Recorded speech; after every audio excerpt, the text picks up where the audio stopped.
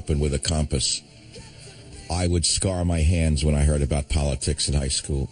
I couldn't listen to a word about the American political system. It was the most obtuse, boring system created by mankind, and it was created only to screw the public. Welcome to the Savage Nation. The rules have been established specifically to make sure that the most evil people on earth get to run the country without any threat from the people themselves, while bamboozling the people into thinking that they have freedom and that they have a choice. So I'm not going to talk about it. Please don't call me about it. If you want to read my opinion, go to michaelsavage.com. You'll see the article that it's the sine qua non of the entire thing.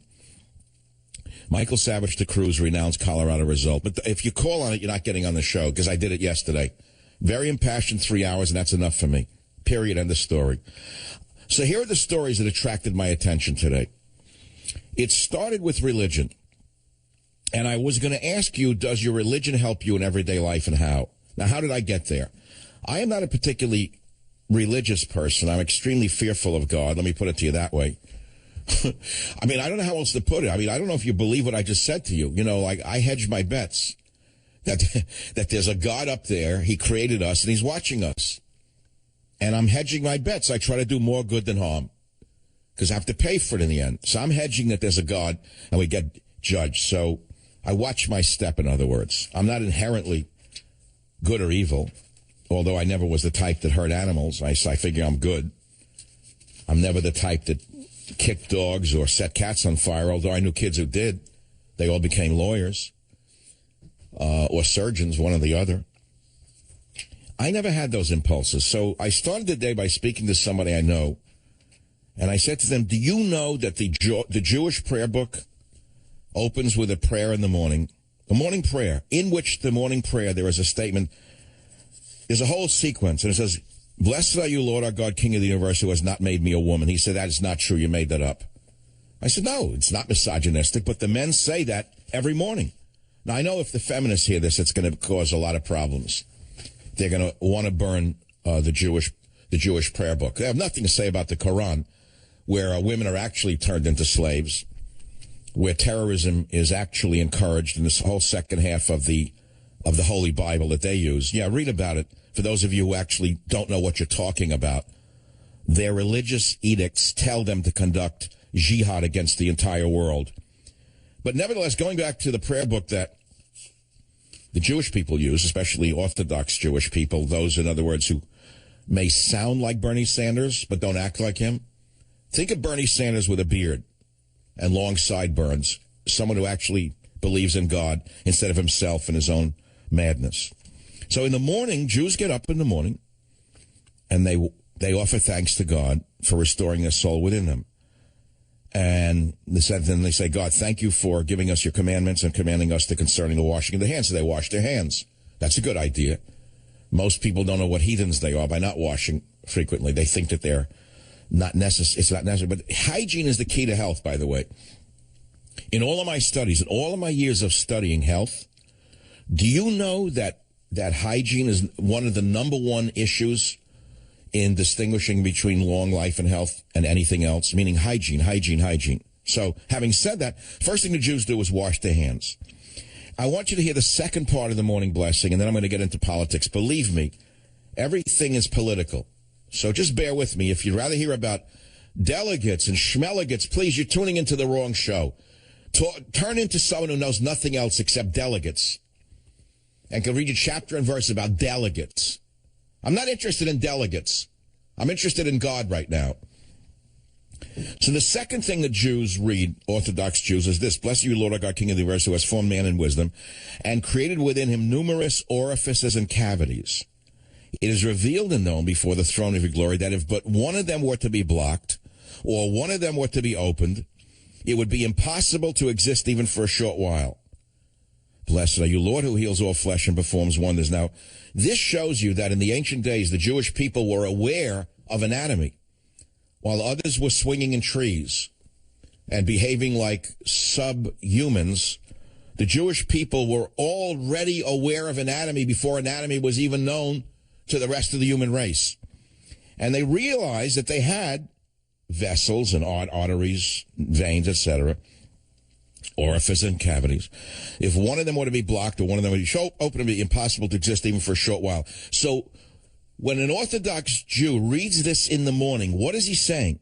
He becomes super conscious of the fact that his life is temporal, it's transient, and that he owes his life to God. Do you understand what that prayer is? So then you read on. I'm not going to read any more of it. You read it for yourself. And King of the Universe opens the eyes of the blind, releases the bound, straightens the bowed, clothes the naked, gives strength to the weary, directs the steps of man, blah, blah, blah. And then you get to, blessed are you, Lord our God, King of the Universe, who has not made me a woman. So why would an Orthodox Jewish man thank God for not making him a woman? I don't know. You'll have to ask them. Don't ask me. But it's in the prayer book. So you can say, well, that's horrible. They should burn that out. I don't know. Talk to him about it. So that was one thing I was going to talk about. I was going to ask you the key question about religion, which was, does religion help you in everyday life and how? I thought it's a great question. But then I got interested in other topics, including should MMA be banned? And that's because someone died in the ring in Ireland. I was watching it. And many of us think we're very tough because we watch fights. But that's why fights are popular, because people watch them and they imagine themselves tougher than the guy in the ring. But if any one of us who was not a fighter went in a ring with a boxer, you'd be killed with one punch. You went into a ring with an MMA fighter, they kill you with one serpentine blow. They kill you with one punch. And that's why we're fascinated by fighting. Every ancient culture had traditions and contests to see who the alpha male was. It's inherent in the animal kingdom. But humans were the ones to turn it into a contest for entertainment. I don't know if any animals do it for entertainment. If we watch elk smashing their antlers into each other, it's to drive the other guy out of the little territory so he can have the women elk. And she may not look hot to you, but man, when you're walking around in the tundra with them antlers, and there's a couple of them female elk around, they look hot to you, let me tell you that. So you got to drive the other elk off the territory. The poor guy, I don't know where he goes, to Brooklyn or something, and he opens a deli, whatever. He's never seen again in that territory when they bang into each other. But in the human race, we turned it into a contest for entertainment. In the ancient Roman arena, it was a battle basically to torture people to death for the entertainment of the vermin, the pigs who drank wine and sat up there in the arena and watched it.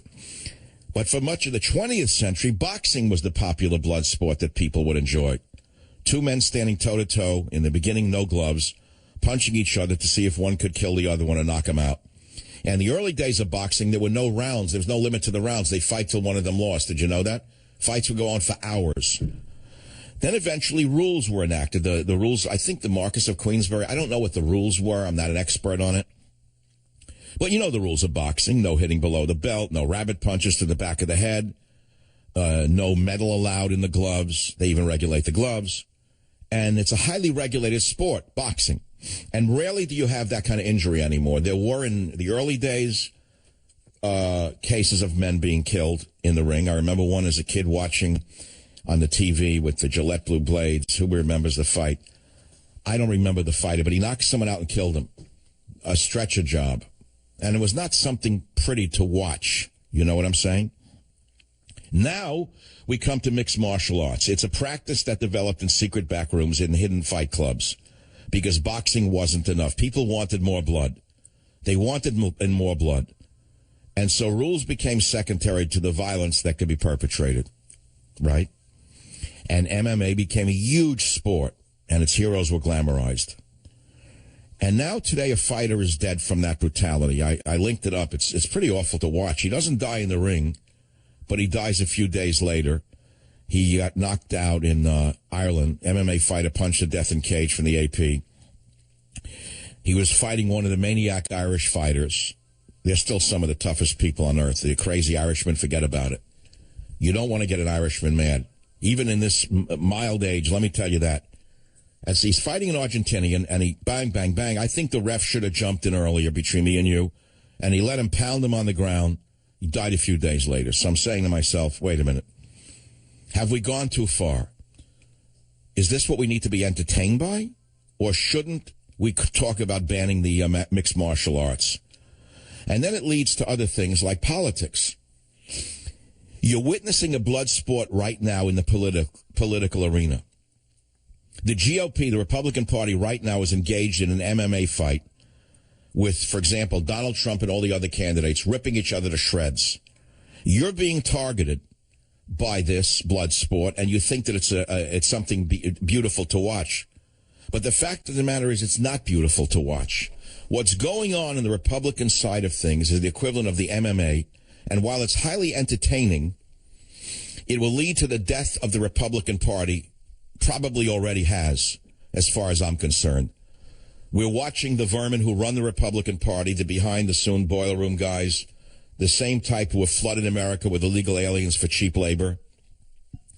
They're now flooding America with cheap politicians and denying we, the American people, any candidate that we may select through a popular vote. They do not want that. And so you're watching the death of the Republican Party because it's become nothing but a front group for cheap labor.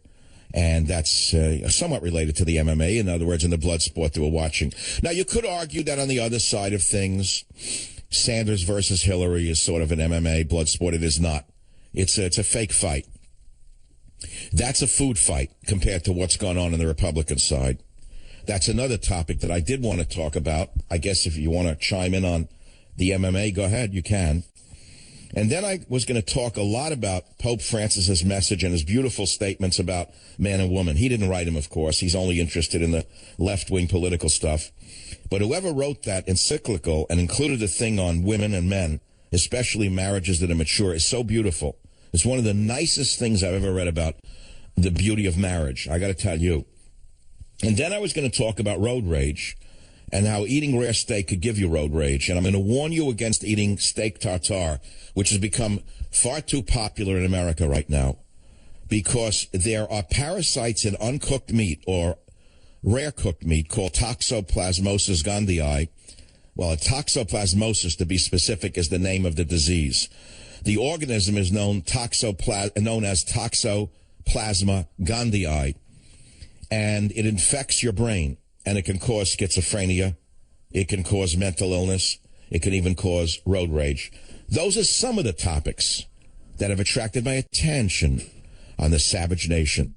Join the Savage Nation. Call now, 855-400-SAVAGE, 855-400-7282. Savage. The Savage Nation is sponsored by SwissAmerica.com, the only company I trust to protect my wealth and financial future. Call 1-800-289-2644. All right, so we're talking about everything from God to steak tartare on the Savage Nation, which I love. I'm so back to being me and doing what I like best, which is having a variety of topics. If anyone says the word delegate, you'll be banned from the show for the rest of your life. I am so not interested in delegates. I'm not interested in the political backroom game playing that has destroyed America and turned us into a laughing stock of the world. So let's talk about the other things, okay? Please, let's do that. And the topics are beautifully interesting. And I'm going to read Francis's encyclical on man and woman. It's so well, I can't squeeze it in. I have 2 minutes and 40 seconds now till the next break. Our reflection on growing conjugal love from Amoris Laetitia. Laetitia, right. Our reflection on St. Paul's hymn to love has prepared us to discuss conjugal love. This is the love between husband and wife. A love sanctified, enriched, and illuminated by the grace of the sacrament of marriage. Do you hear how beautiful this is? It is an affective union, spiritual and sacrificial, which combines the warmth of friendship and erotic passion and endures long after emotions and passions subside. Pius XI taught that this love permeates the duties of married life and enjoys pride of place. Infused by the Holy Spirit, he goes on. And I have to tell you that I don't hear enough of this in our society, which is, what can I say to you, so cynical that there's no love left in it. The Zuckerberg, the Spielbergs, the Katzenbergs have squeezed love out of our society. They've replaced sex for love. When do you ever see love in the movies? When do you ever see a movie that shows the enduring love between a man and a woman as something to be desired? when you have vermin like that, worms like that running Hollywood today, who have destroyed virtually every value mankind has held dear to civilization. They are the vandals of our soul in creating this hatred for the divine bond between man and woman. Now, I'm not going to sit here and pretend that I'm the Pope. That's not what I'm trying to do. But I will tell you that if children were taught about the beauty between man and woman, you wouldn't have little boys thinking that they're little girls, and you wouldn't have little girls saying that they're little boys.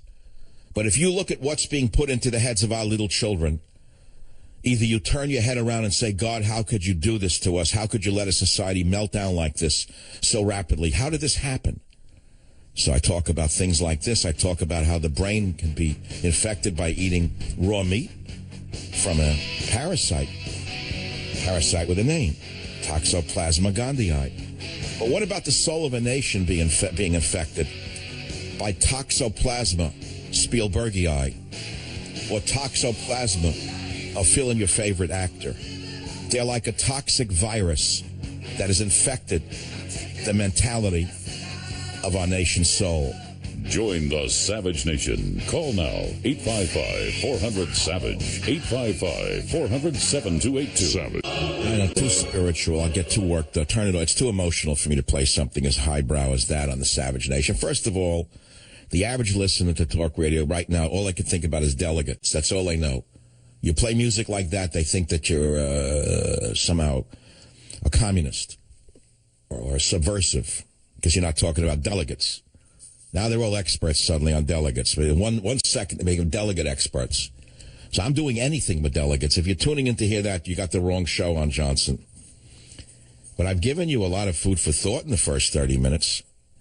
I would say even a progressive woman would have something to say about something of what I said. Henry on WABC, you've taken the bait, Henry. What's the topic?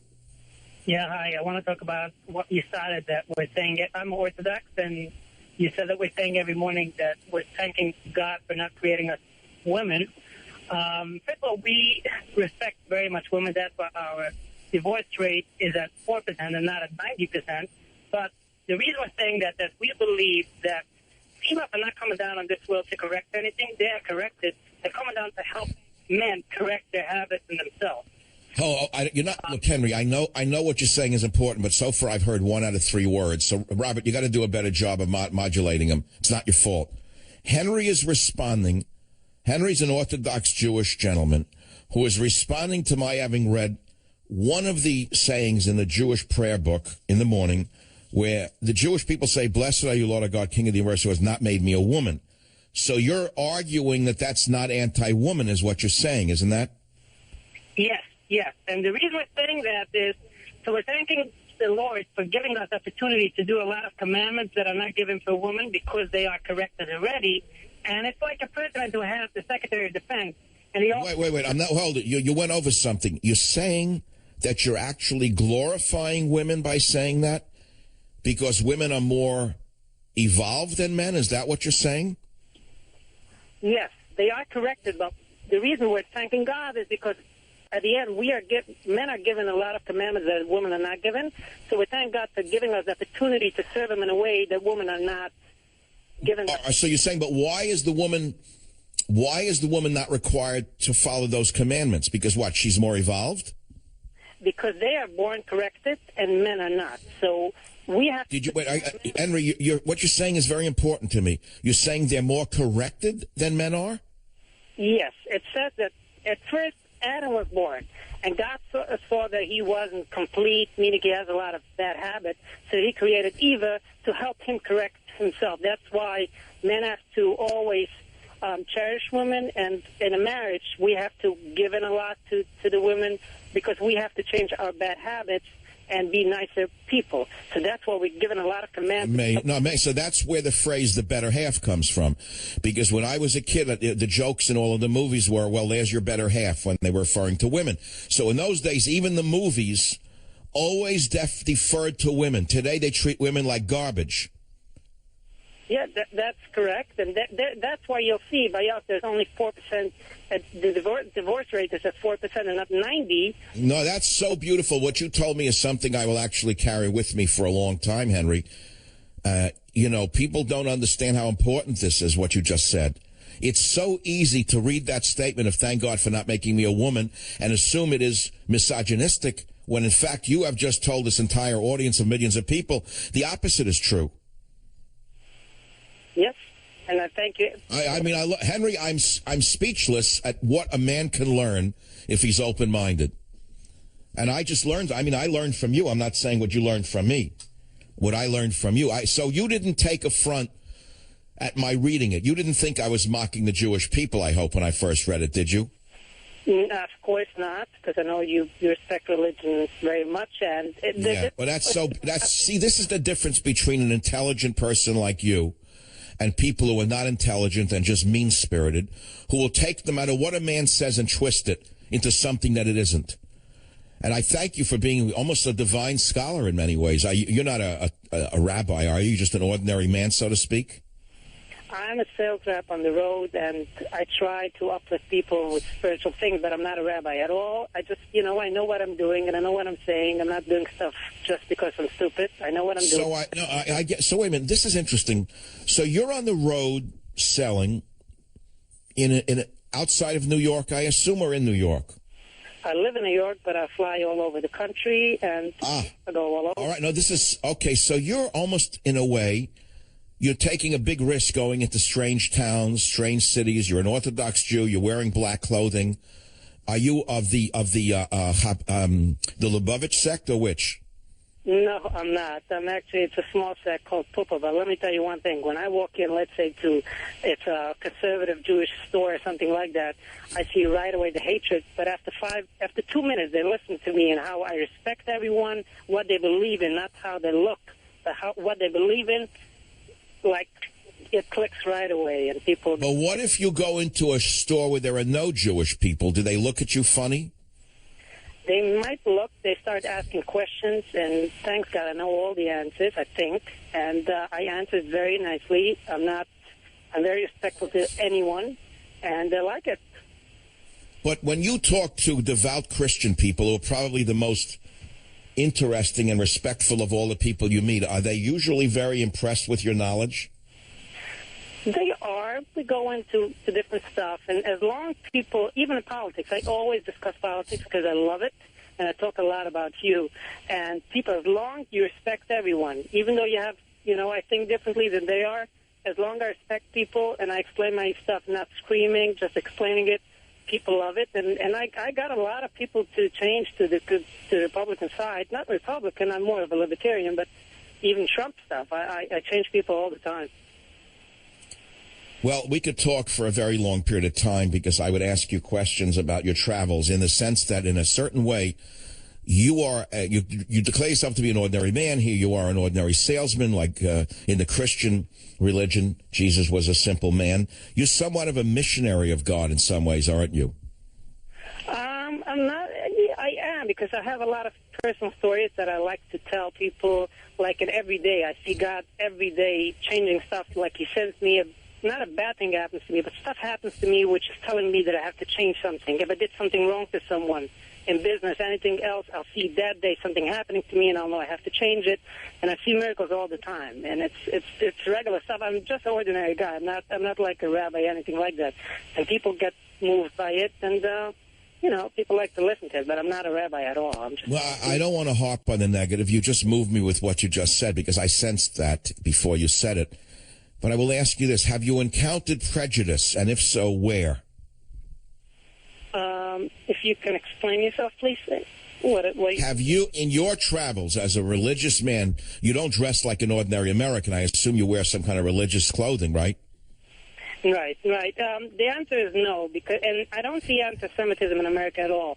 People treat you how you treat them. When I walk around, I always give a smile to everyone. And I know a few words of not all languages, but I know a little Italian, Russian, Polish. I know a little of everything. And when you say hello to someone, you smile to them, they'll never be bad to you. They always smile back. And I love seeing people, and I love traveling. No one is bad to me. Not at all, no. Well, you have brought a warm feeling to my heart with this story, and I think you've touched an awful lot of people today, Henry. And I don't know what to say to you other than thank you. I don't know if you have children. Would they like a picture book about me and my dog, Teddy? They would love it. I got 4, but I want to tell you one thing. I'm going for Trump like crazy, and only because you're putting out a lot of ideas, but none of the politicians are picking it up. He's the only one who picked it up. That's why I'm backing him like crazy. If Cruz would picked it up, I would go for Cruz. But I think Trump is saying everything you are saying for the last few years. That's why I love Trump, and I want him to win, because he's going to take your ideas and implement them. Well, I didn't put these words in your mouth, but you certainly put these words out to the atmosphere for all to hear. So look, stay on the line, Henry. I'm going to send you a beautiful illustrated book that'll be out in a few weeks called Teddy and Me, and your children will just love it. And you'll see a lot of pictures of your talk show host, Michael Savage, in there. And there's almost no politics. It's just something else entirely. I needed a change of pace. Henry, bless you in all your travels. I'm not a religious person, but I'm extremely knowledgeable about the forces that operate in this universe. And I want to thank you for that call. Wow. You know, I need to take a deep breath. I got to say this to my audience. Every once in a while, I get a call that's, what's the word I want to use? A game changer, as we say in American parlance. That call was a game changer. Do you know that?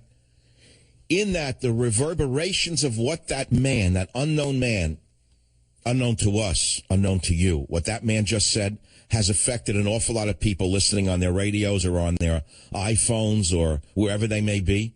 It's going to make them think about their own behavior in ways we could never, ever understand. And what I'm trying to do here is put out a different vibe in a different direction to pick up different callers who are putting out a similar sensibility about the universe. And that's why I talked about Pope Francis and his encyclical from Amoris Laetitia on the beautiful love between husband and wife, and especially long-lasting marriages, which nobody talks about anymore. It's turned into a mockery because of our society. And I have to say that wherever it comes from, you go for it, right? We're also talking about, God, the other topics, which I don't want to mention right now, but I'll be back to talk about them with you on the Savage Nation. Join the Savage Nation. Call now, 855-400-SAVAGE, 855-400-7282. Savage. Hey, our Savage Nation is sponsored by SwissAmerica.com.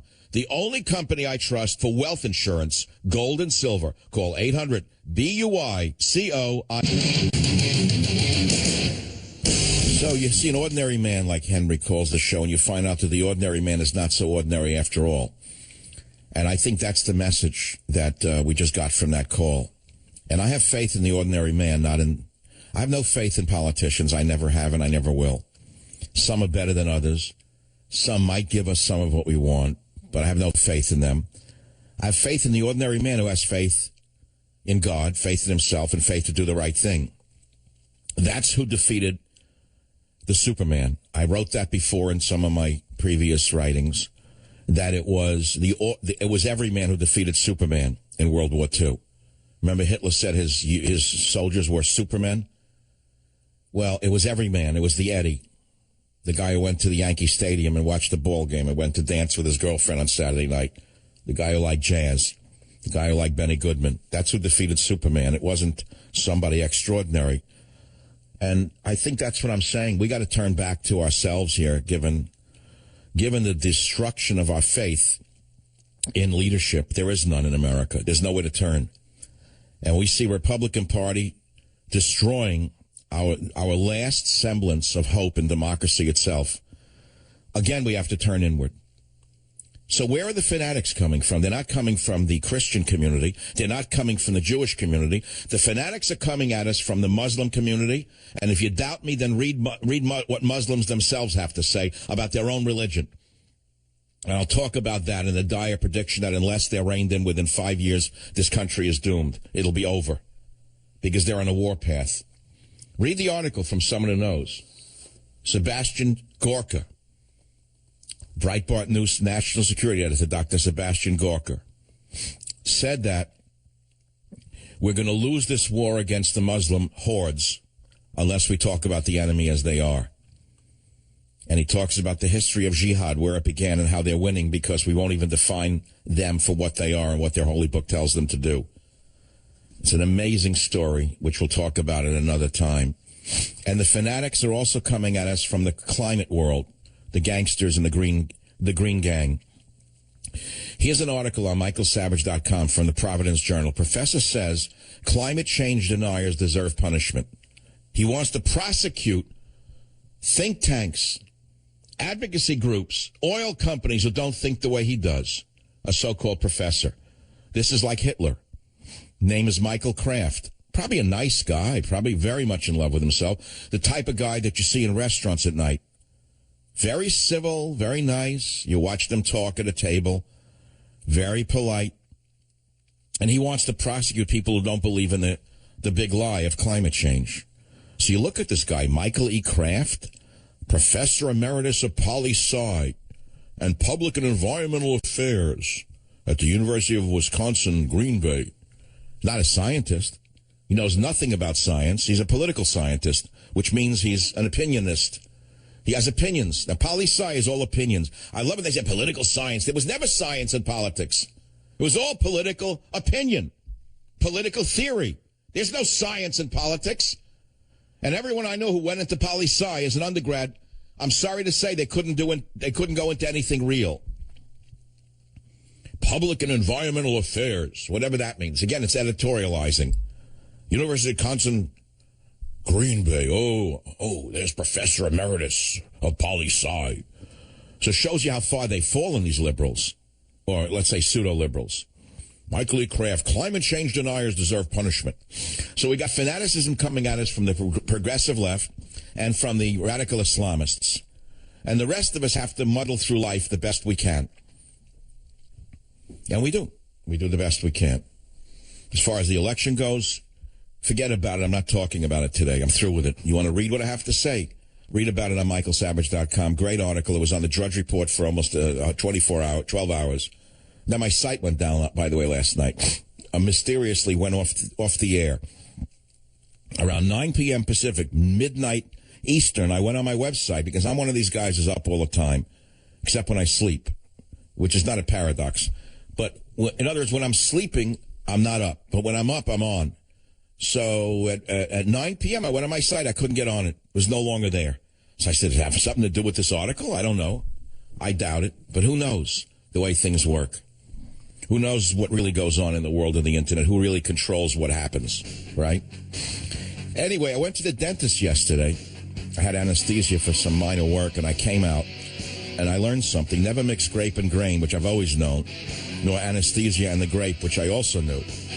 But I will tell you this, that grain doth mix with lidocaine.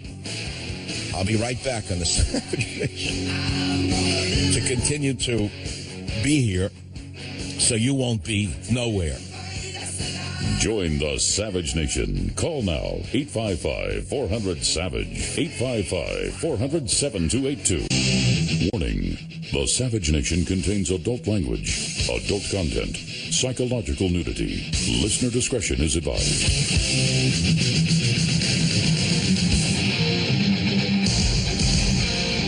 And now, America's most exciting radio talk show, The Savage Nation. Talk radio for the thinking person, home of borders, language, culture. And here he is, Michael Savage. I can't give you the time because the show rotates around the country all sorts of times and places. Most people hear it in real time, so we're talking about so many different topics it's impossible to summarize, which is the kind of show I like the most. And I began with religion. I asked you about religion. Is it a part of your life and why? What does it do for you? Meaning, I don't mean like you just go ritually to church or you pray and mumbo jumbo.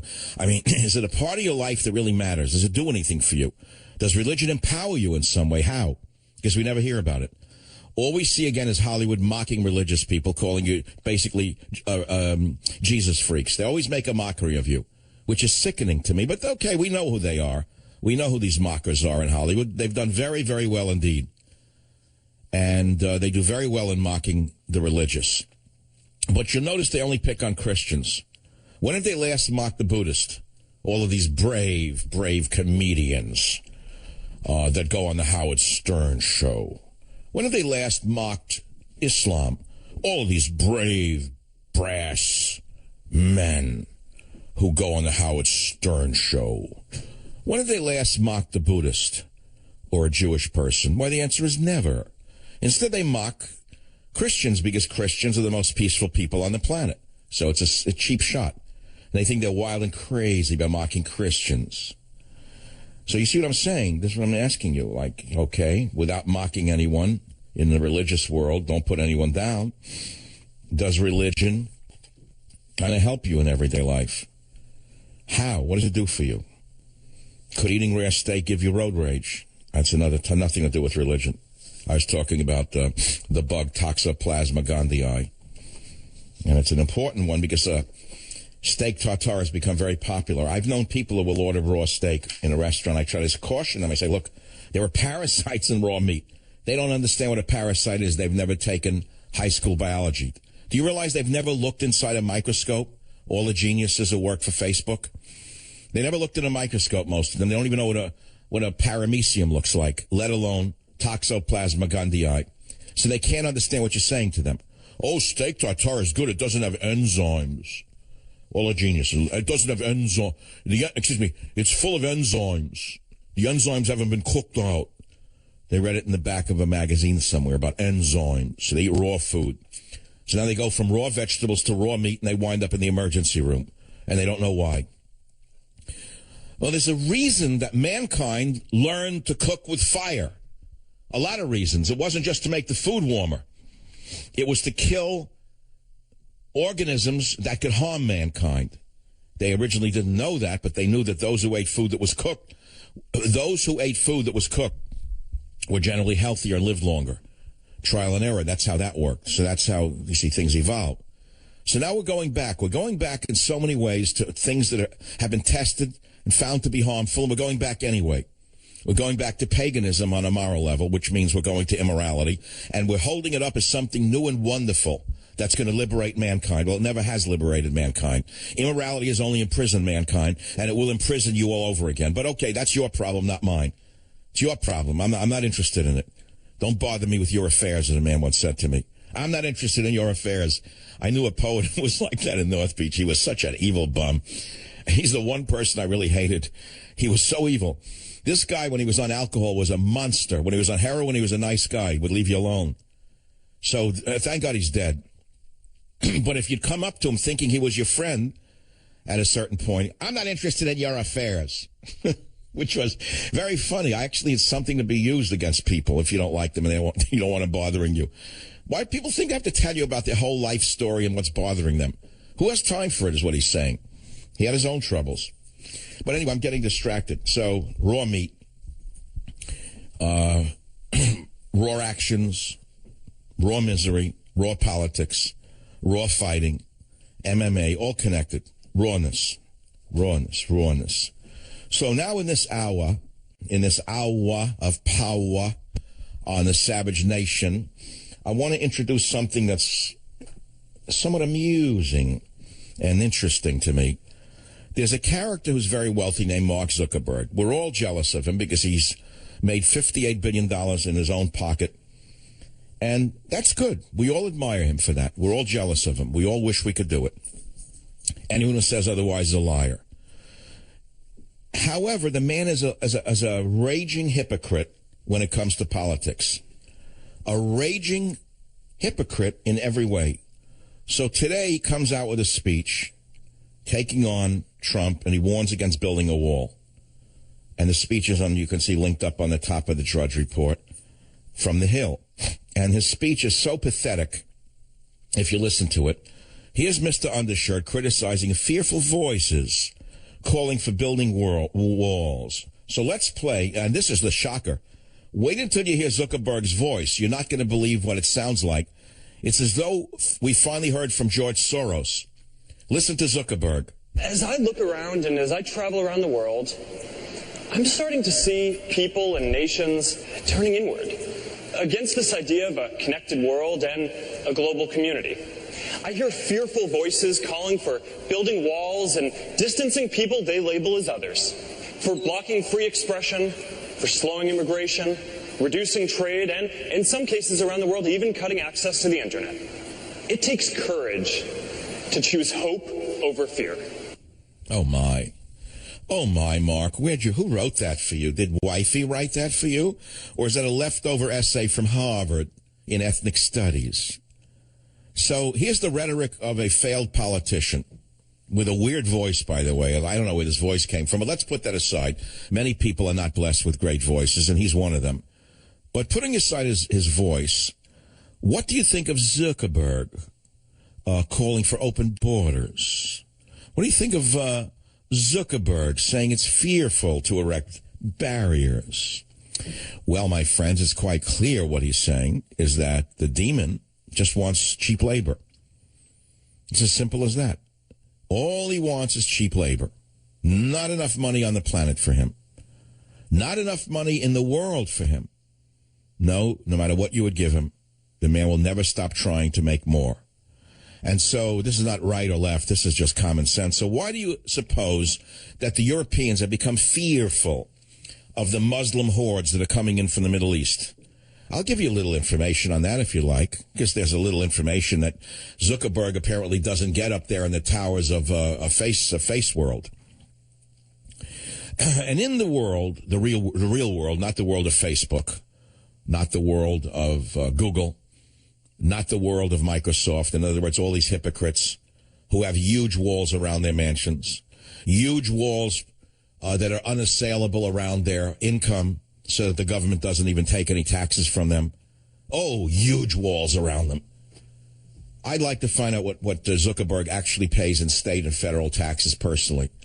I'd like to find out how many different ways to Sunday Facebook is protected from paying their fair share of taxes to the United States Treasury. This little guy bullied his neighbors so they'd sell him more privacy to put a fence around his house. I mean, Faiselberg, you talk about a hypocrite. This isn't even worth getting mad at. All this is money. He pushes climate change and runs around probably on a G6 with a huge carbon footprint. If he's not flying a 767, I have no idea what it is, but he certainly puts out a big footprint. And he tells you to open your heart and your wallet to illegal aliens. And he hides his assets in a phony foundation for tax breaks. My goodness, does it get any better than this? So, my friends, you're going to buy this kind of garbage? Probably. If you went to Berkeley, yes. And if you want to comment on it, go ahead, make my day. But why are the Europeans putting up barriers? Why are they suddenly saying niet to immigrants from Africa and Asia? It could be because they've learned what it's done to them. It could be because they've seen the truth of the open borders policy and how it is destroying their nations, and they recognize that their nations will disappear in a few years unless they build up the walls, rather.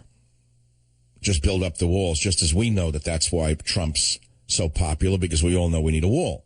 He's the only one who said it. Whether he will continue on that path going forward is another question, which I doubt. I don't want to get into that today, maybe tomorrow or another day, but I don't think Trump is going to be the same man, is not the same man today as he was yesterday. I'll tell you that right now. I've seen a difference overnight. And that is because the new handlers are all the old Bob Dole types. They're going to do to him what they did. If he's not careful, and I hope his listeners, his handlers are listening to me, if he allows the new people he's hired to do to him what I think they're doing to him, he's going to wind up like Michelle Bachmann. And you won't even know of him in a few months. He'll be forgotten.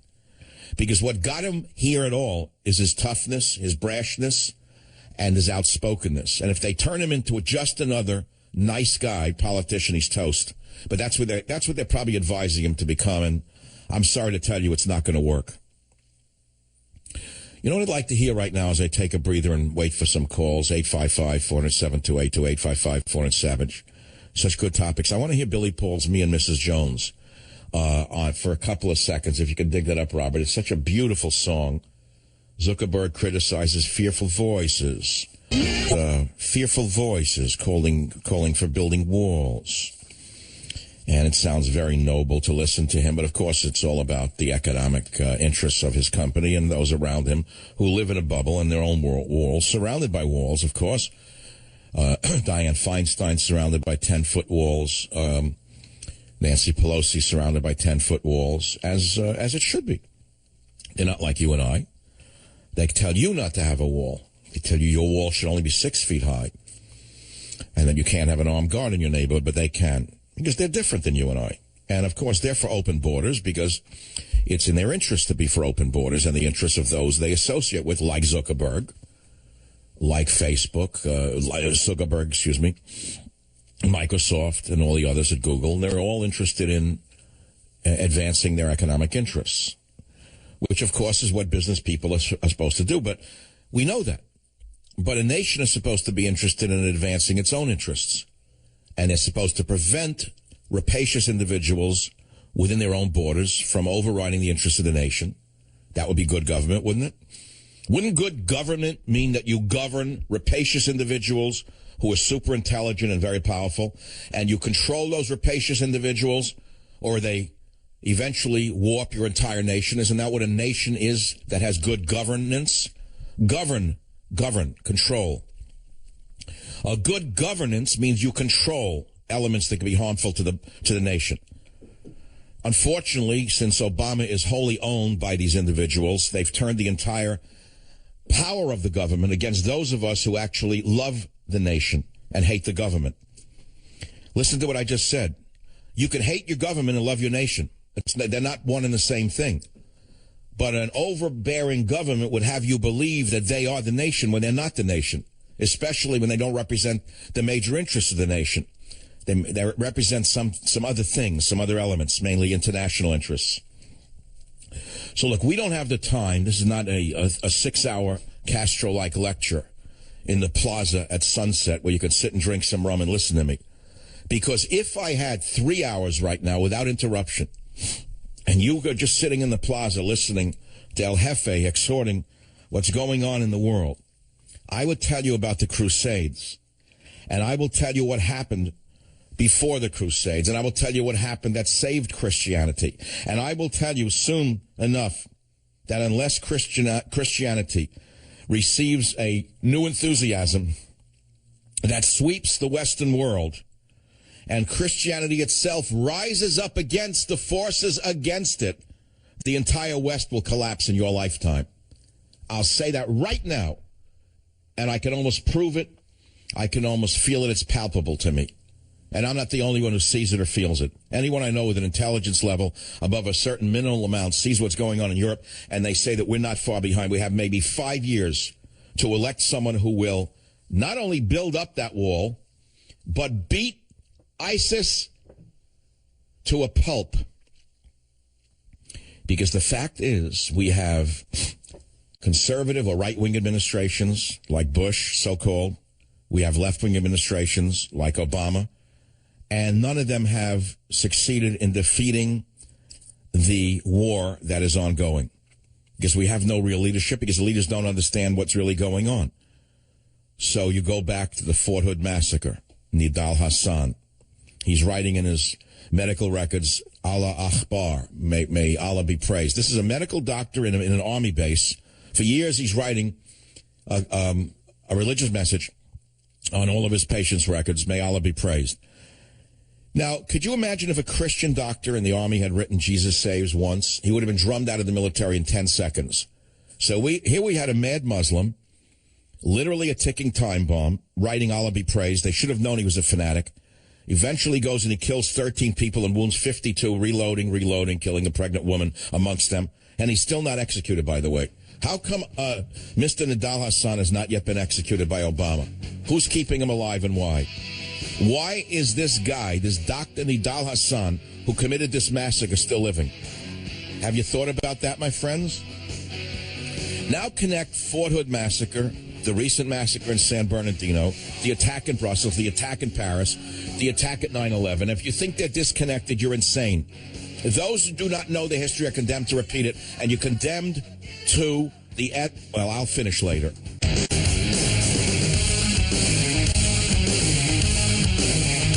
So many of us think that these Muslim attacks of terrorism are infrequent, disconnected, they're going to end one day and will prevail. But those who actually study what's going on are not so sure. Dr. Sebastian Gorka with Breitbart says we will lose a winnable war against jihad if we refuse to talk about the enemy as they are. And he said if we were refused to say that the Nazis were Nazis, we would have lost World War II. But we have a president who won't even say Islamic terrorism right now. And then you look a little more into what he has to say, and you look about Islamist terror going all the way back to 1979. And he says if we don't have a sense of victory, if we don't talk about the enemy as they are, we could lose this war, he warned. He said America is 10 years behind Europe. If you look at the threat internally and not just from terrorism, we've got tops 5 years. If the next administration does not go to war with our Muslim allies against the jihadists, we could lose this either kinetically or from the inside through subversion, 5 years maximum. Notice he said, go to war with our Muslim allies. That's something Obama refuses to do. In fact, Obama refuses to even acknowledge that he and Hillary almost brought about the opposite of what needs to be done in Egypt. They should be, well, let's stop right there. Impeached is what I was going to say. Brought to a world court for having done what Hillary did in upsetting the world order in the Middle East, unleashing millions of refugees because of her insane Arab Spring policy, funded by George Soros, the architect, the best I can tell, Zabrinda Brzezinski, Carter's national security advisor. I wrote about all of this in Government Zero. But I want to move forward on this because I know exactly what's going on. I know about Muslim extremism. I know where it comes from. I know it's in the Quran. And many of you think that if only they'd reform, they'd go through a reformation, all would be well. But Dr. Gorka says, no. Those of you who don't know Islam better read the Quran. He said the best thing you could do is read the second half of the Quran and not listen to the gibberish put out by the president or his liberal allies about Islam. He said, read the Quran yourself. Read the second part, which calls for a holy war against everyone to subdue them and convert them. It's in their holy book, he says. He's not making it up. If he were, I wouldn't be quoting him. So don't listen to the garbage that you're hearing from the liberals who don't even read, and yet they make believe they've read. No, it's not a religion of peace. It's a religion of conquest. The word itself, Islam, means submission. It does not mean peace. So now, take a breath, step back. We'll get to politics in a minute. I can tie it in for a minute if you wish. We have one candidate who mentioned the word Muslims, Donald Trump. He said, stop bringing them in until we can figure this thing out. Well, he was called every name under the sun. Of course, they were all wrong, and he was all right. He got this idea mainly because he's listened to talk radio long enough to know that that is an issue. He himself probably knows it's real, but he also knows it's a great political issue. Either the others know it and are afraid to touch it, or they don't know it and they're even more useless. But I don't care about that right now. I care now about the conquests that are going on around the world by the Islamic extremists. First, they were called, you may remember, Al-Qaeda. Actually, before Al-Qaeda, they were called the Mujahideen in Afghanistan. Remember, the Russians were fighting the Mujahideen, and we, under Ronald Reagan, supported the Mujahideen against the Russians, against the evil Soviet Empire. You remember it was old Ronald Reagan who sent Stinger missiles to the Mujahideen in the hills of Afghanistan, and they used the Stinger missiles from the U.S. to shoot down these great Russian helicopters, capture the Russian soldiers, torture them, imprison them, or whatever. That was our wonderful failed policy of trying to fight Russia through a proxy called the Mujahideen in Afghanistan. Then the Mujahideen became Al-Qaeda. Then Al-Qaeda became ISIS. And now we're bringing them in the dozens under the guise of asylum. They're pouring into America, claiming to be just like your grandfather. And you're buying the liberal lie that we're all immigrants, they're all the same, just because they're different. Don't close the walls. And Zuckerberg from Harvard repeats the big lie that we're afraid of these people or we despise these people because they look different, because they speak a different language, because they worship another god. No, Mark, that's not the answer, Mark, and you know it. No, the answer is history, Mark, something you didn't learn at Harvard. You learned business pretty good, but you didn't learn history at all. Because if you knew history, you wouldn't open up that pie trap of yours and say such things about don't build walls, don't be afraid of the other. I've heard all this crap. This is all left-wing rubbish. And so you go to the experts, and they say, man, you better know what's going on. You better understand how the Western media has never assigned the reality of what's reality to this issue of Islamic extremism and how deeply threatening it is to our survival in the future of Western civilization. Now, as you well know, the radical feminists for years have been screaming, hey, hey, ho, ho, Western civilization has got to go. It started with the feminists or lesbians or whatever you want to call them. It started back in the 70s, 80s. Hey, hey, ho, ho, Western civ has got to go. Hey, hey, ho, ho, burning the bras, attacking the white male, thinking that all would be great if they tore down the white male's edifices of Western civilization. Well, now let's move forward and see what's going on now that Western civilization is weakened. Tell me who's the most threatened. Well, most threatened would be women, homosexuals, and every other religion on the planet. Everyone knows this who studied what happens when these fanatics take over a village, a town, a city, or a nation. Everybody knows what happens, especially Muslims. They know better than you do. They're not given to such glib statements such as it's a religion of peace, or that if only you let them in, they'll learn to be like you. They'll never be like you. They hate you. So I'll pause right there, and I'll say something that I think is important to say connected to this Islamic invasion, and that is, this is closer to the Mongol conquest than anything else historically that I can see, and I think I touched on it in Government Zero. But I will divulge something now that I've not yet divulged. It's already April 12th. I told you that I was working on this new book, Teddy and Me, which is coming out in a few weeks. It was a relaxing book. It was to get me off politics, and it's beautiful, and you can buy a copy for Mother's Day. It's on michaelsavage.com. It's on Amazon. It's on Barnes & Noble. It's a beautiful book. It's about me and my dog.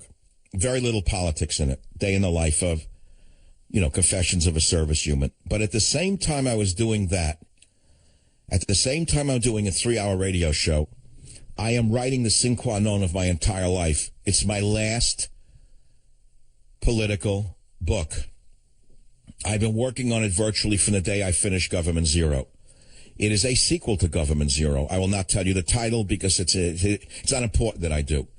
But in this book that's coming out, my last book, I talk about a number of things, including the danger of radical Islam, and I compare it to the historical reality of the Mongol conquests. And I go back to the 13th century, and I talk about the Mongols. And who were they? Well, they were a Tartar people.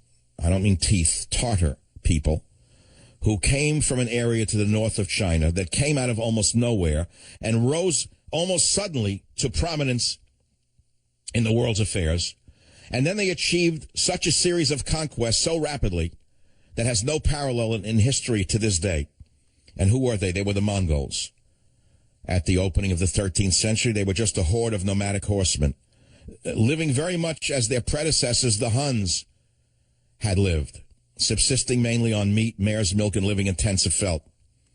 They broke free of the Chinese, and then they combined or brought together Turkish tribes into a military confederacy, and their central camp was on the Onon River in Siberia. And then what happened is historically something you can study for yourself. And they invaded, and they pushed east, and they pushed west, and they pushed south, and they pushed north, and they conquered virtually everything in their path. In 1214, Genghis Khan, you heard of him, the leader of the Mongol Confederates, made war on the Qin Empire and captured Peking. He then turned west, conquered western Turkestan, conquered Persia, conquered Armenia, conquered India down to Lahore, conquered Russia south as far as Hungary and the Silesia. And when he died, Genghis Khan, he was master of a vast empire that stretched from the Pacific to the Dnieper River. Dnieper River, D-N-I-E-P-R. It's an interesting place for me because I know that my grandfather came from that area. And very often I wonder why I'm not like anybody else I've ever met in my family or anyone I've ever met anywhere in this whole circle of people that I've known since childhood. And I pretty much think it has to do something to do with Mongols invading villages a long time ago is what I'm starting to think.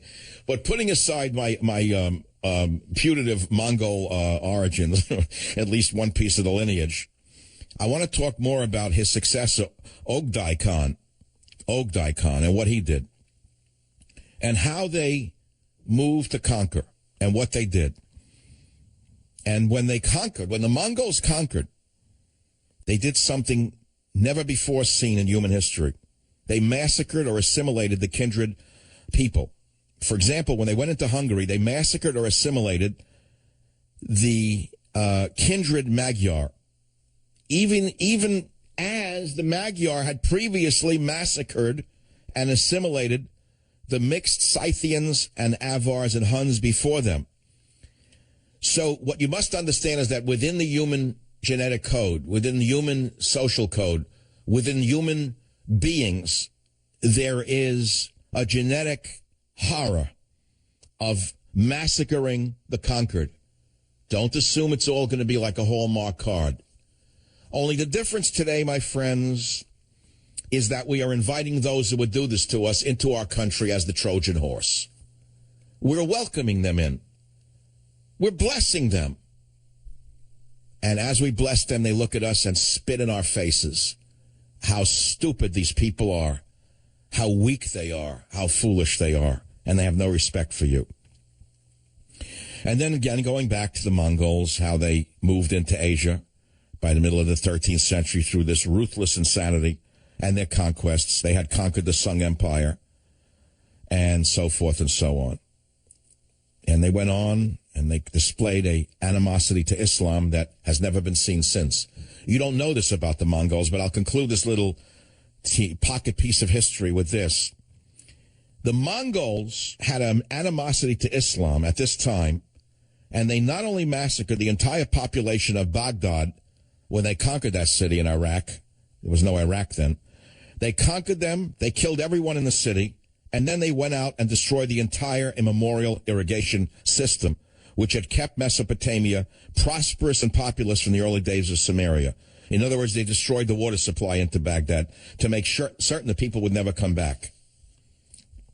And do you know that from that time on, almost until Saddam Hussein, Mesopotamia remained a desert of ruins, and it was only able to support a scanty population?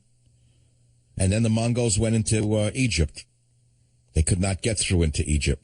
You know why? Because the Sultan of Egypt completely defeated an army of Hulagus in Palestine in 1620. Then they conquered again. In the east, the Mongols became Buddhists.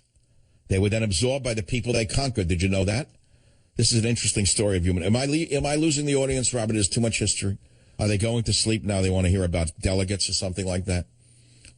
Or about Cruz? Should I say Cruz? Trump, Cruz.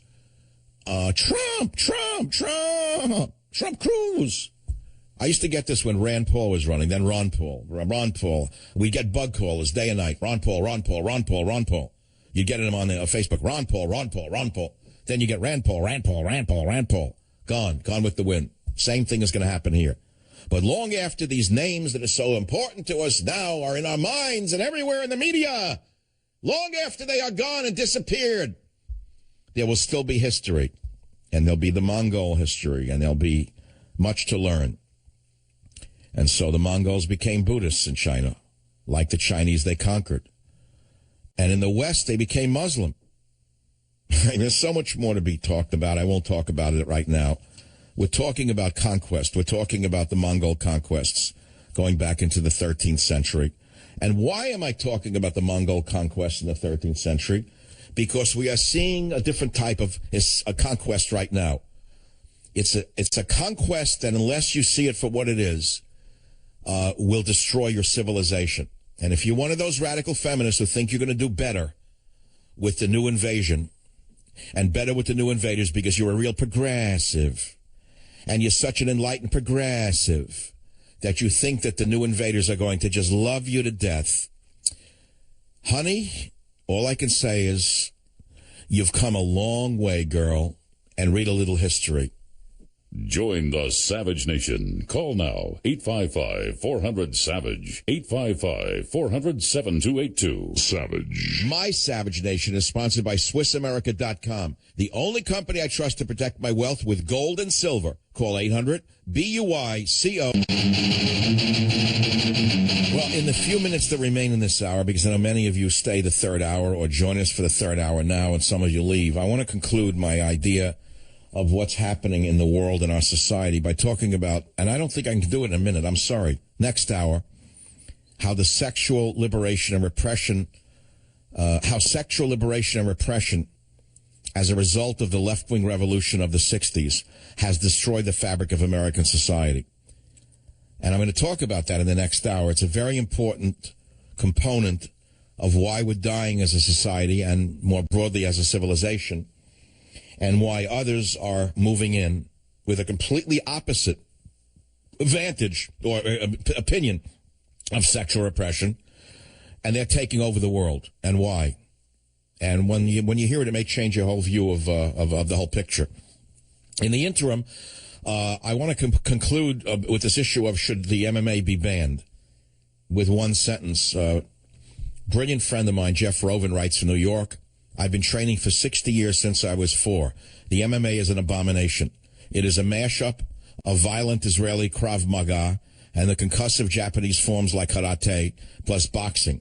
It is lawless and without the rules of wrestling. It completely ignores the Chinese forms like Kung Fu and Tai Chi. Why? Because those forms seek to defuse, not aggravate a situation. He says a true martial artist of any stripe will try to use the many locks and holds that immobilize an opponent rather than damage them. And that's his last word on this whole issue of MMA. And we're talking about that because a man died in the ring. The referee should have stopped it when the guy was on the ground being pounded. How much concussion can a brain take? We're talking about this and the concussion that is being directed at the West. All this and more right on the Savage Nation.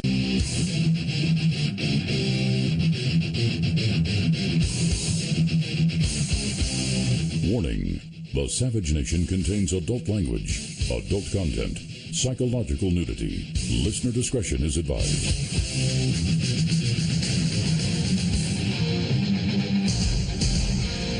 And now, America's most exciting radio talk show, The Savage Nation. Talk radio for the thinking person, home of borders, language, culture. And here he is, Michael Savage. What would this world be without artists? What a black, horrible, dead world it would be, wouldn't it? So we're talking about what makes a civilization worth living, buildings, yes. Light, yes. Why did man build cities and go to cities? Well, originally it was for commerce, to trade. And then eventually man wanted the cities to be beautiful. Once he had enough for the basics covered, he started building beautiful things because he needed his what? His spirit uplifted. He wanted to walk around his little town and see something beautiful. So who knows, he erected a statue or a building that was nicer than the other buildings, taller, more magnificent. He brought artists in to, make it more beautiful. You go to a city, a great big city like New York, Chicago, great cities of light, and you're electrified by the light. So people are drawn to it like flies. They don't want to live in the darkness. I'd say many don't. They want to get out of the darkness. They want to avoid the darkness. They want to run from the void. They know what the void represents. They want life, in other words. Now, there are others who like quietude. They want to be in the country. I get it. But the majority of mankind wants to run to the city and light. And we're talking about civilization, and our civilization in particular, the greatness of our civilization at this time. I mean, I recognize that China was a great civilization by the 9th century. I get that. And while our ancestors were still swinging in trees, they had 6-masted sailing ships. They invented paper. They invented dynamite. I get it all. I understand the history. But they died out. Why did China die out suddenly and so rapidly? Of course, they're on the ascent right now, thanks to your friends in the business world. But let's put that aside. Why did China go from a most advanced civilization on Earth, and almost suddenly die off? It was because of the Mandarins. You may have heard of the Mandarins. I mean, Mandarin Chinese food. But the Mandarins were the ruling class like our politicians are. While we have 400 Mandarins with the long fingernails, in our case, the long knives, and they used to cut everyone up who challenges their control, their central control. The Mandarins of ancient China ruled completely and ruthlessly, and they crippled society with regulations and laws, in other words, with their bureaucracy. And eventually the great advances of China started to dry up. They inhibited the advances of China through regulation. They crushed it. That was how China started to die off. and then they collapsed and the warlords emerged. That's a little pocket view of what actually happened. And the reason I'm telling you is self-evident, because that's what's happening to America right now and all of the West. All of us know what the Mandarins are doing to us. The Mandarins, with Obama elected to be the chief Mandarin, the Mandarin-in-chief, to bamboozle us, lie to us, cajole us, threaten us, all with a smile, is meant for one thing, is to keep us under control, so that the other Mandarins can feast like the pigs they are off the tax base and do whatever they wish and tell us to follow their rules. So they do. They pay almost no taxes, the Mandarins. They set up tax laws that cripple us, that don't apply to them. They write separate laws for themselves. So the corporations, and we'll have to name them again. I'll name them again. Facebook. Do I have to name them again? Go to Bernie Sanders. You'll get the names. Facebook, Microsoft, Google, just to name a very few. Take a look at what they pay in federal tax and ask yourself, how is this even possible that they get away with it? Answer is simple. Where does Obama go on vacation when he comes to the West Coast? Facebook, Google, etc. Where does he go? He goes where the money is, like Willie Sutton, the bank robber. And in exchange for being nice to him, the government looks the other way. The Mandarins look the other way at their tax evasion. And so now you come into an election like now, you see Bernie Sanders surging on the left because the so-called left, which is very hard to define, by the way, is insane about what the Mandarins are getting away with in this country. And on the other side, they're insane with what the Mandarins are getting away with in this country. And yet nothing happens. How is it that Sanders can't get anywhere and Trump can't get anywhere? Answer, because the Mandarins make sure they can't. And so America becomes more crippled, less freedom. Under the guise of freedom, they take away our freedom.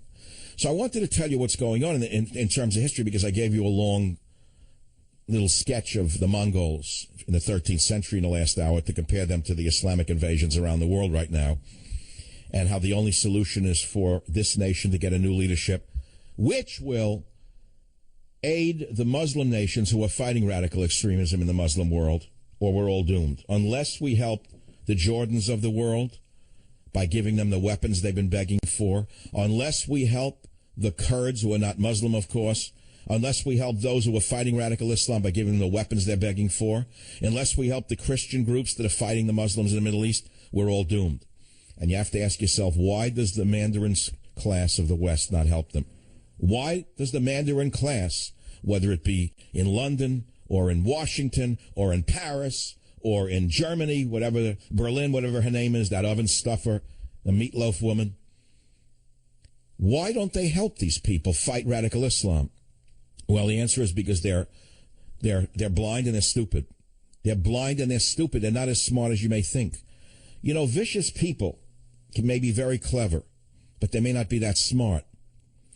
And they're destroying the very society they claim to be protecting and ennobling, but they're not. They're only ennobling or advancing their own inner circle of supporters. It's all about power. And this was never supposed to have happened in our country in particular. But it has happened, and it's occurring right in front of our eyes. So we see insurgent campaigns like that of Sanders on the Democrat side and Trump on the Republican side, despite the fact that he's a rich man, he is an insurgent. And we see that they're hitting stone walls now, erected by the ruling class or the Mandarins. And at that point, I'm going to take not a leap, I'm going to pause right there. And I'm going to go back to how I began this show hours ago.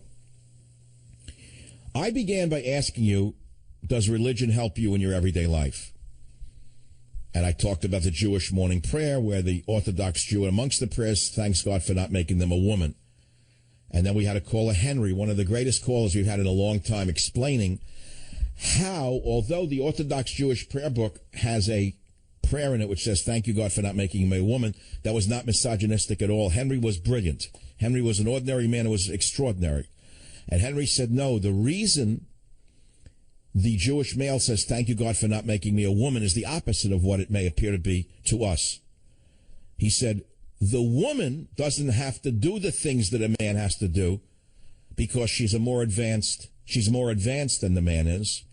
And the Orthodox man is thanking God for giving them the opportunity and the burden to perfect himself by doing these things. The woman doesn't have to do them because she's more evolved in essence than he is. That's what he told me.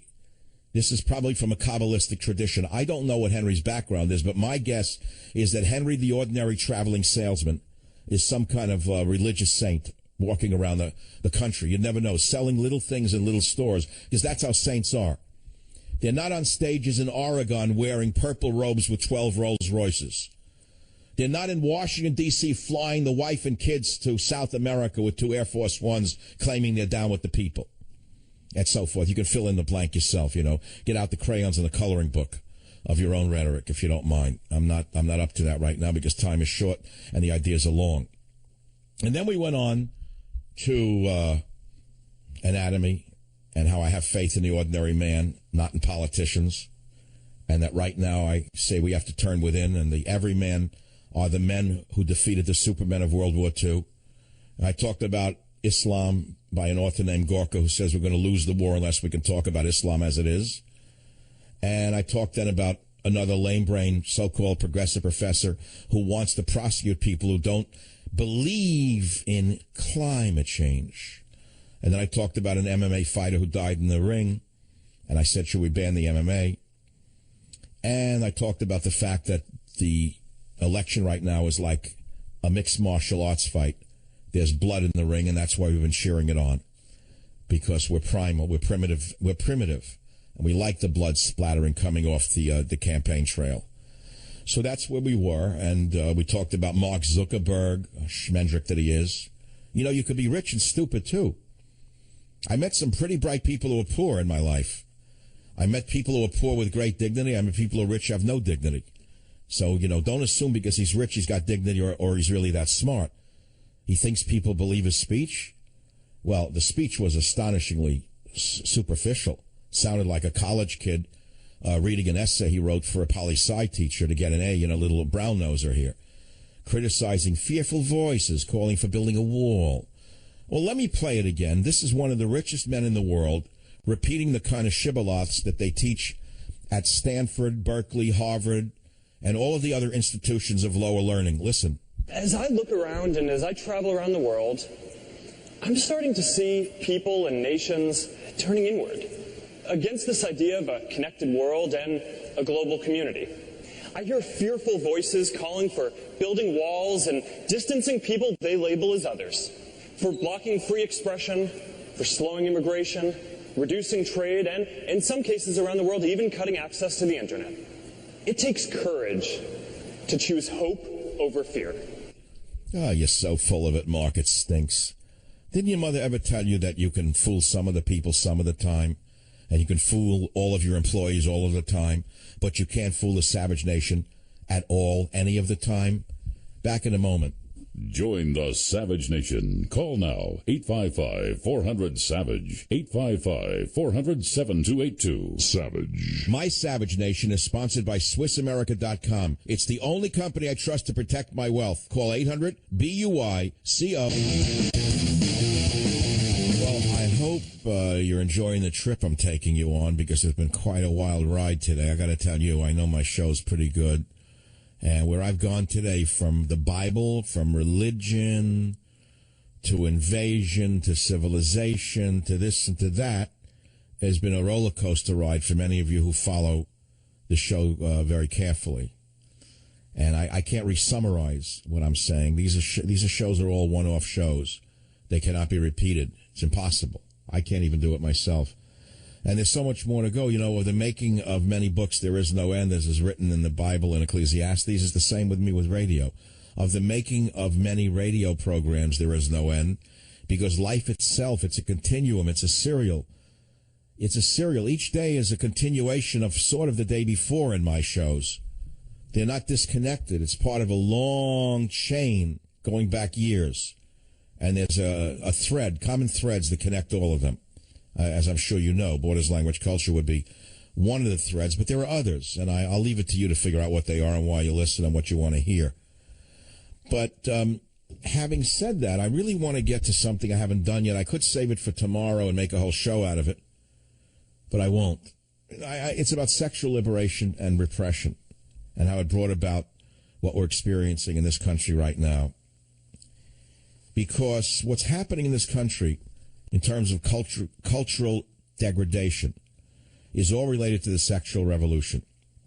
We were warned that the method the communists would use to break down the walls of our society would be through the sexual revolution.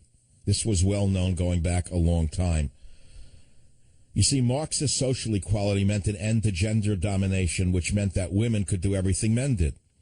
Now move forward 40, 50, 60 years later, and look where the sexual revolution has led us. Is it not time to think about the so-called revolution more carefully? Should all things revolve around our hedonistic impulses? Sometimes controlling yourself is more important than expressing yourself in certain areas. By controlling yourself, you might just affect society and yourself for the better. Remember, if it feels good, do it. How'd that work out for you? Is it possible that unlimited freedom is suicide, just as unlimited repression is suicide? Like the Soviet system, that was unlimited repression, right? Well, we're all against unlimited repression, as in Stalin's Soviet Union. Well, the opposite of that is America today with unlimited sexual freedom. They are both equally damaging to the social order, and we need someone to strike the balance. Now, I'm not saying let's go back to the 50s or something like that, but let's understand that there are facts related to behavior in a society. Well, I can give you all of these facts, but I'm giving you just a look into my views on this, of what happened to America and how we got where we are and what we need to do to save our souls and save ourselves. And that, I think, is something you need to study with regard to Marx's doctrine of gender equality, that everyone should have a career, no one should stay home and raise kids. But there's other elements involved in a healthy society. And I know what they are, and you know what they are, and you know why we're here, and you know why we're likely to stay here.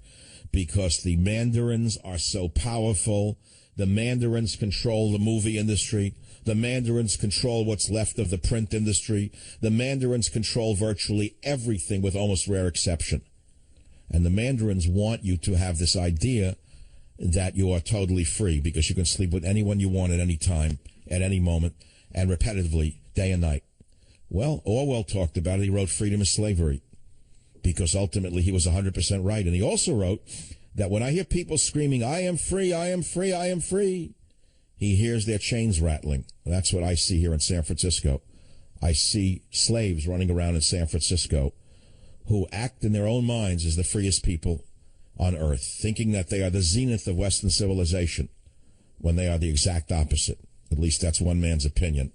Here I am in Brobdingnag trying to give you a view of what's going on behind the Mandarin walls of San Francisco, ding, ding, which I love very much, by the way. Went out last night. I got away from my greasy spoons, put on a suit and tie, went up to Nob Hill to one of the fanciest restaurants. I can't say the food was better than the greasy spoons I go to, but it was nice to see how the other half lives. It was nice to see civilization and its contents. It was nice to walk up the steps of Grace Cathedral and see the beautiful Gothic architecture, the bronze doors, and then realize that the church was closed, as are all religious institutions of the West, closed to the souls who are seeking to open themselves to God. It is the Savage Nation. Never eat raw and undercooked meat. I told you about that, boys and girls, didn't I, in hour one? Article came out from the Daily Mail. Of course, we in the health world knew this forever, that eating rare steak opens you up to parasites, Toxoplasma gondii, which at some point will infect half of adults in the world, because the Toxoplasma gondii will cause toxoplasmosis in the brain, and it's contracted mainly from raw meat, and it influences your behavior, like road rage, schizophrenia, attempted suicide, depression. I know you say, come on. Well, that's how science works. Either you understand science and you understand microbes, or you don't. If you want to live in a dream world and say, oh, I eat raw meat, it's good for me because I read in a health journal that it's fresh. The enzymes haven't been cooked out of it. It's the juvenile idiocy that you hear from people in this field are amazing. No, never eat raw meat. Be like me. Demand that it's never rare. Never eat rare meat either, by the way. No, don't ask for your roast beef rare with blood all over the plate. because you're going to get a parasitic bug, whether you know it or not, either in a small dose or a large dose. And if you eat it completely raw, you're going to get a large dose. So don't eat or handle raw or undercooked red meat, especially lamb. Very important you know that. I know. How am I going to that from the Mongols? I don't know. Well, I am. There's a connection. Steak tartare. Steak tartare, I think, references the Tartars. References how they ate food, raw meat. How did it work out for them? Well, I conquered half the world at the time. But Genghis Khan died young, I think, from eating raw meat, by the way, incidentally. You go to a restaurant, why do you have to have bloody meat? Oh, I like it rare. I like it rare. Well, you may like it rare, but you're poisoning yourself. You ought to think about it. It's like the guys who smoke cigars all their lives and they're 55 or 50 and they think that they're going to live. Oh, I smoked cigars all my life. I'm fine. I'm fine. I'm fine. No, you're not fine. You're about 80% burned up inside from the cigar smoke. How could you not understand that there are penalties for certain substances that you take in, that you ingest? Let's put it to you that way. So, yeah, we're talking about the personal now. We're going to the ecology of the interior of the individual from the ecology of the human race, the ecology of civilizations. You can do this. It's all the same. If you have a global mind, actually a cosmic mind, as I do, you could see everything at once. Compound eye, compound mind, compound audience, rubbing compound, it's all related in some way. In other words, if you have enough rubbing compound and you can cleanse the doors of perception, you will see reality as it is, which is infinite. That's not from Blake, it's from me. Because there was no rubbing compound in the age of William Blake. There was no such thing as rubbing compound in those days. There were people who tried to use methods to rub the compound to clean up perception, but they got a little off track there. They really got off track when they started using psychedelic drugs, because they were not really cleaning the doors of reality with the psychedelic drugs. What they were doing was making reality more opaque.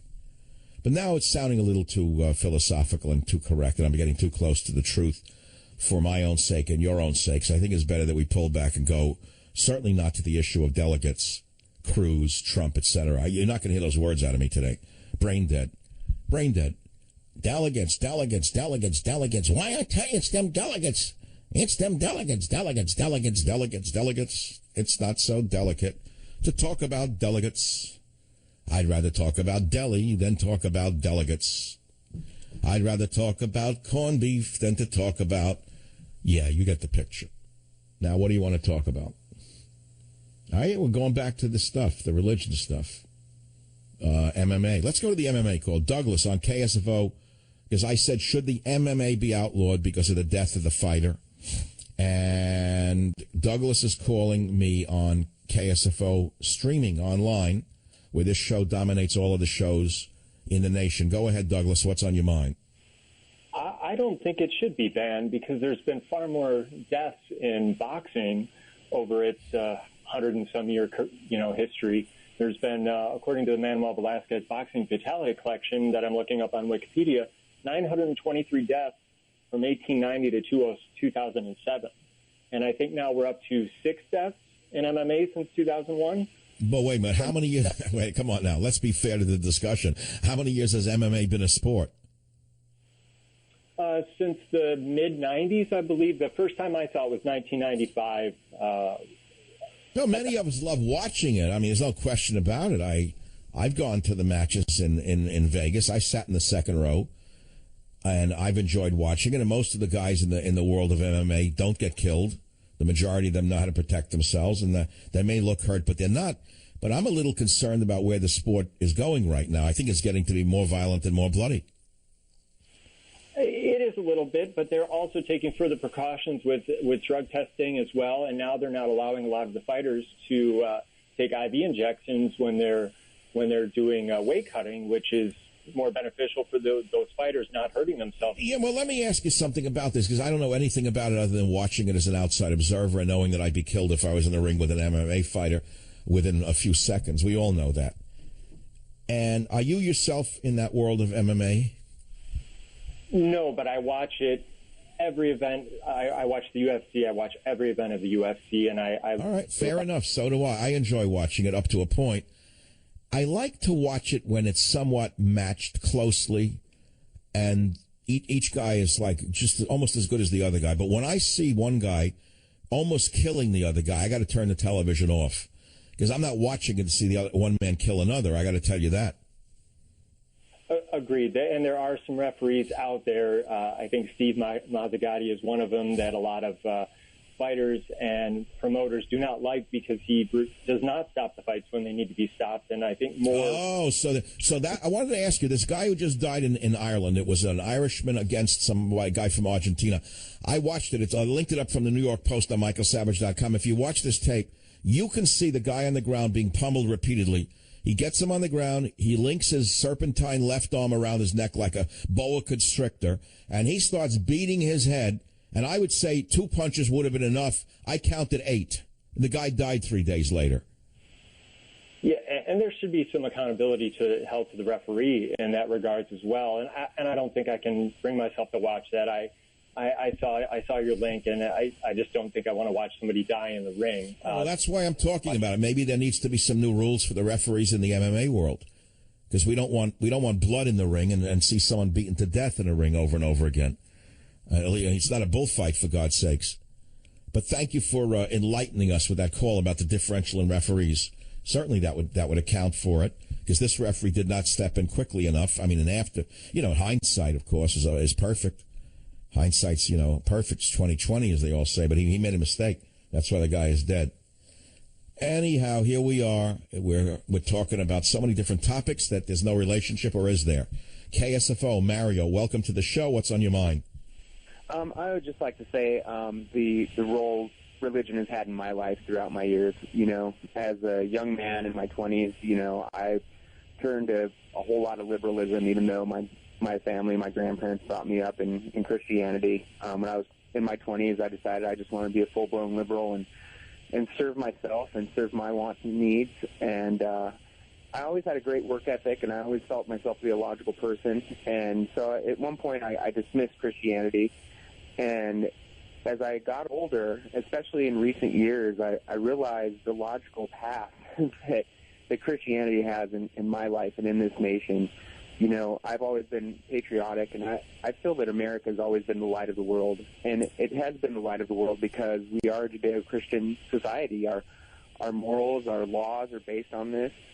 And the further we get away from it, the more we deteriorate into this Babylonian kind of culture. And, I grew up in Colorado. I've lived here in the Bay Area for 5 years, and whenever I go into San Francisco, I just see how it's just coming down, and how these people that consider themselves to be logical and consider themselves to be, intellectually liberated are really, like you say, they're just slaves to their needs and to their... Tell the audience what you see when you walk around San Francisco, man on the street. Give us an example of what you mean by the slavery of liberation.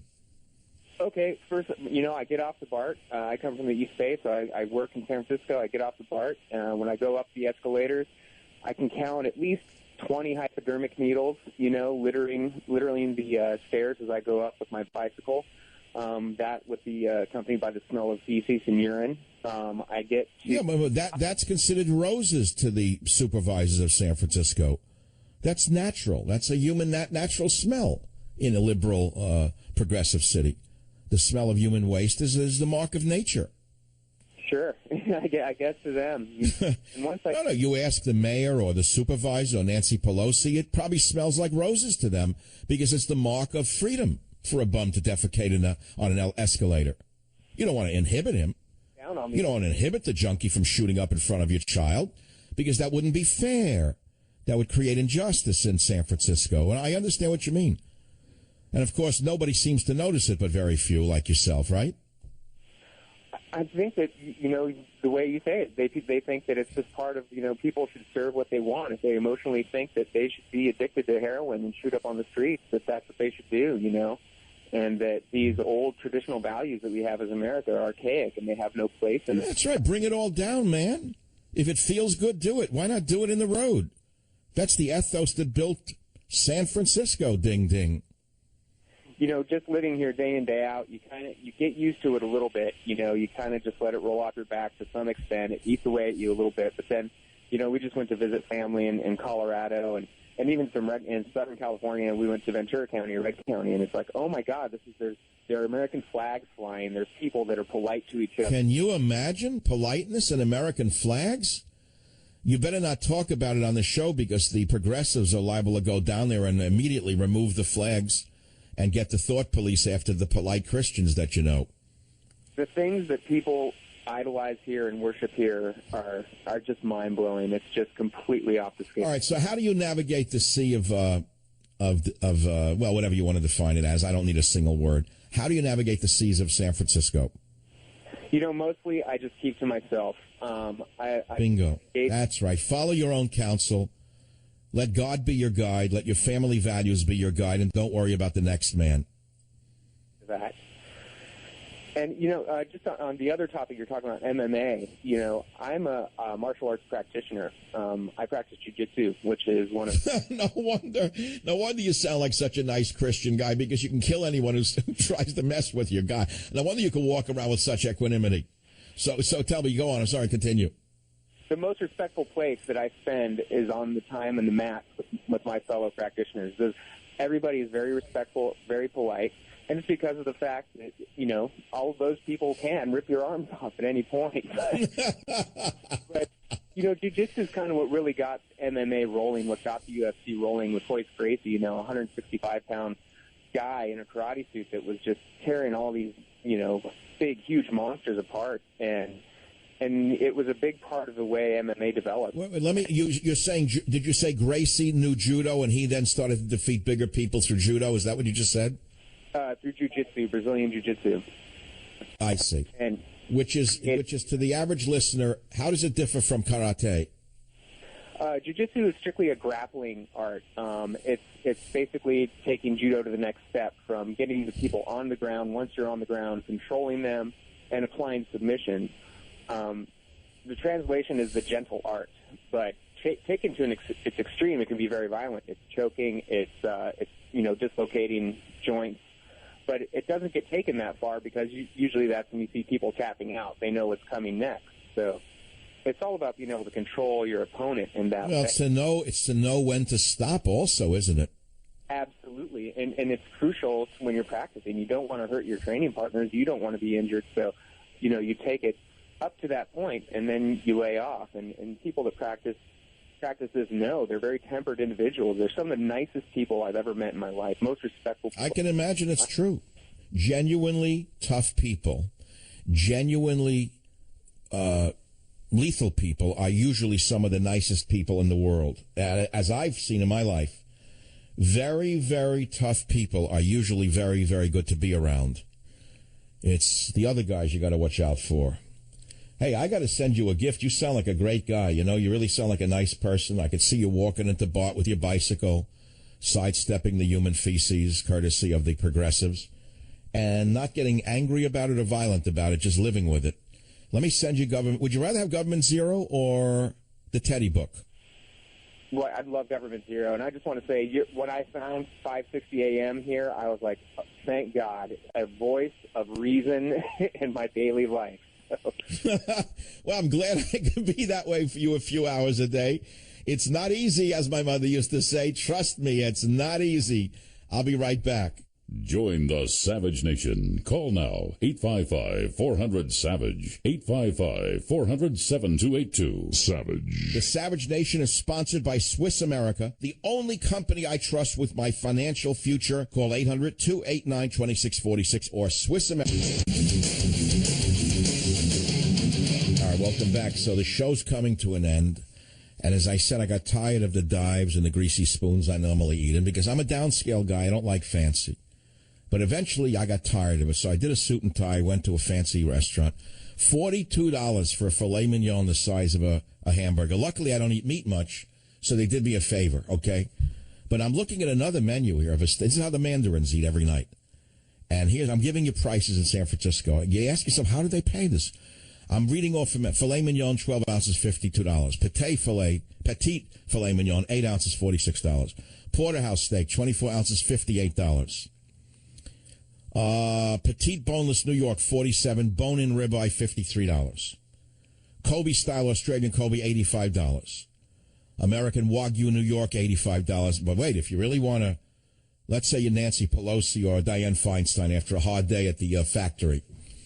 Authentic Japanese Kobe ribeye, $195. I mean, that's what you